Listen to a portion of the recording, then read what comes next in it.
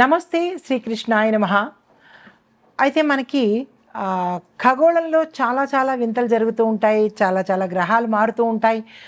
నక్షత్రాల మీదకి మారుతుంటాయి, వాటిలో అవి మారుతూ ఉంటాయి. కొన్ని గ్రహాలు మనకి మారడం వల్ల, ఆ సంయోగం వల్ల మంచి ఫలితాలు ఒక్కొక్కసారి ఇస్తూ ఉంటే, ఒక్కొక్కసారి మిశ్రమ ఫలితాలు ఇస్తుంటే, మరొక్కసారి ఏం చేస్తుంటాయంటే కొంతమందికి మాత్రమే మంచి ఫలితాలు ఇస్తూ మరికొంతమందికి మిశ్రమ ఫలితాలు ఇస్తూ ఉంటాయి. అంటే చిత్ర విచిత్రాలు జరుగుతూ ఉంటాయి మన ఖగోళంలో ఎప్పటికప్పుడు. అయితే ఇప్పుడు మనకి ఆగస్టులో అనగా 30వ తారీఖు ఈ మంత్ ఎండింగ్లో మనకి బుధుడు సింహరాశిలోకి వెడుతున్నాడనమాట. అయితే ఈ సింహరాశిలోకి ఈ బుధుడు సంచారం వెళ్ళడం వల్ల ఎవరెవరికి బాగుంటుందంటే, అంటే ఆల్మోస్ట్ 12 రాశుల వారికి ఏంటేంటి ఇస్తున్నాడు? ధనలాభము, వివాహ అవకాశాలు. గత కొన్ని సంవత్సరాల నుంచి, నెలల నుంచి వివాహాలు అవ్వని వారికి వివాహాలు అయ్యే యోగ్యతతో పాటు ఆభరణాలు కొనుగోలు, దీంతో పాటుగా కమ్యూనికేషను, తెలివితేటలు. బుధుడు బుద్ధి ప్రదాత కదా.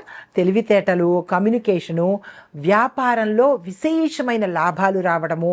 కొత్తగా వ్యాపారాలు ప్రారంభించాలనుకున్న వాళ్ళకి కూడా ఇది మంచి సమయం కాబట్టి ఇప్పుడు 29 వరకు, అంటే ఆగస్టు 29 వరకు వ్యాపారం చేయాలా వద్దా, అసలు వ్యాపారం నాకు సెట్ అవుతుందా లేదా, ఇలాగ మదన పడుతూ ఇబ్బంది పడుతున్న వాళ్ళకి ఈ బుధుడు వచ్చేసి ఏం చేస్తున్నాడు? వ్యాపారాలకు మంచి లాభాలను ఇస్తానండహో అంటూ మంచి అవకాశాన్ని తీసుకొచ్చిస్తున్నాడు అనమాట. దీన్ని మనం ఉపయోగించుకోవడంలోనే ఇబ్బంది అంతే తప్ప వాళ్ళు గ్రహాలు ఇచ్చేవన్నీ ఇస్తూనే ఉంటాయి. అయితే వ్యాపారం చేస్తున్న వాళ్ళకి విశేషమైన వృద్ధి లాభం రావడము, వ్యాపార అభివృద్ధి రావడము, లాభాలు రావడము, విస్తరణకు అవకాశాలు రావడము, ఇలాగా మంచి మార్పులు తీసుకొస్తున్నాడు.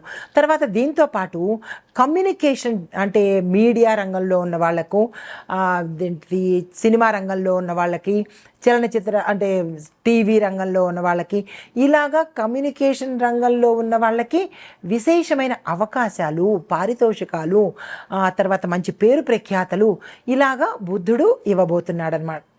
ఇలాగా మన బుధగ్రహము ఇవ్వబోతోంది. అయితే దీంతో పాటు సూర్యుడు కూడా సింహరాశిలోనే ఉండడం వల్ల బుధుడు, సూర్యుడు ఇంకా విశేషమైన అనుగ్రహం అండి ఇది. ఈ రెండు అత్యంత పవర్ఫుల్ గ్రహాలు కాబట్టి ఇంకా ఎక్కువగా, అంటే బంగారానికి మంచి సువాసన వస్తే ఎలా ఉంటుంది అలాగుంటుందన్నమాట. అయితే ఈ అనుగ్రహం వల్ల బుధుడు తెలివితేటలు, ధనలాభాలు ఇవన్నీ ఇస్తుంటే, ఈ సూర్యగ్రహము, రవిగ్రహం ఏమిస్తుంది? శక్తిని, పదవులను, రాజయోగాలను కూడా కలిగిస్తుంది. దీంతోపాటు ఆరోగ్యాన్ని కూడా ఇస్తున్నాడు. అయితే ఈ బుధుడు కంబస్ట్ అవ్వడం వల్ల బుధుడు శక్తి కొంత మేరకు, మరి ఎక్కువ శాతం కాకుండా కొంత మేరకు తగ్గే అవకాశం కనబడుతుంది. అది అందరికీ కాదు. గోచార రీత్యా తుల, ధనస్సు మరియు కుంభరాశుల వాళ్ళకి కొంచెం ఎక్కువగా ఫలితాలు ఇస్తున్నాడనమాట. అయితే మరి ఈ గోచార రీత్యా చూసినట్టయితే కనుక ఈ 12 రాశుల వాళ్ళకి బుధుడు యొక్క సింహ గోచార యోగం అన్నమాట.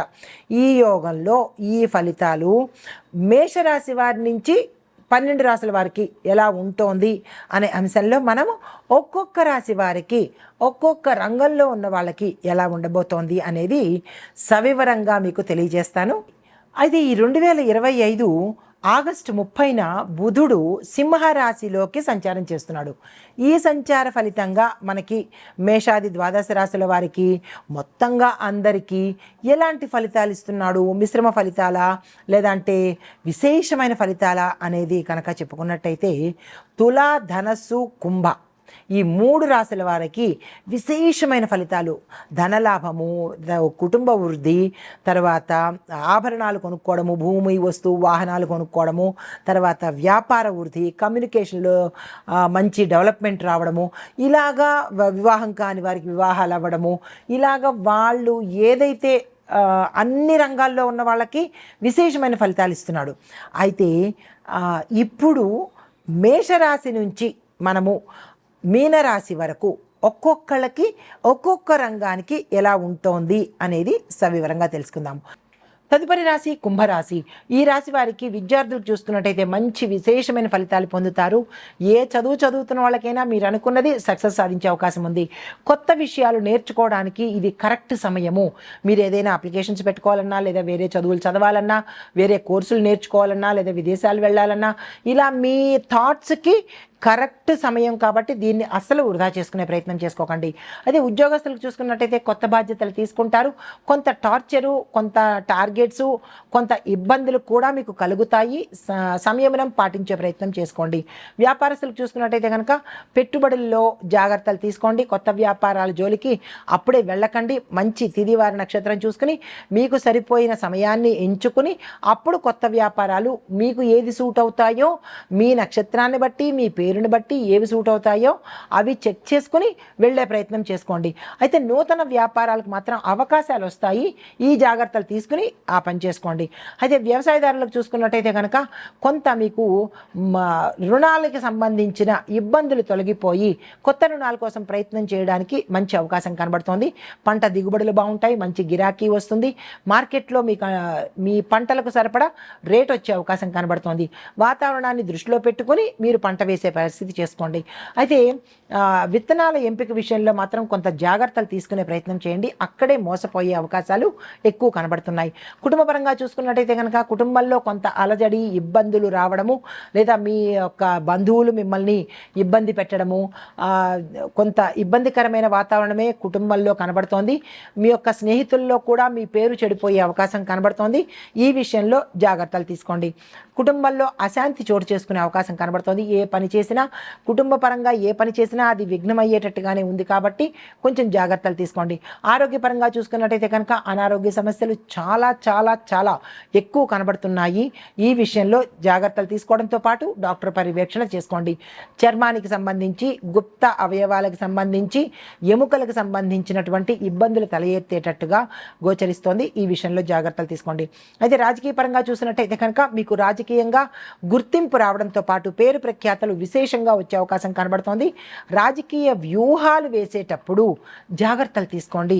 అంటే అగ్రెసివ్గానో లేదంటే అన్యమనస్కంగానో చేసినట్టయితే కొంత ఇబ్బంది పడే అవకాశం ఉంది. ఈ విషయంలో జాగ్రత్తలు తీసుకోండి.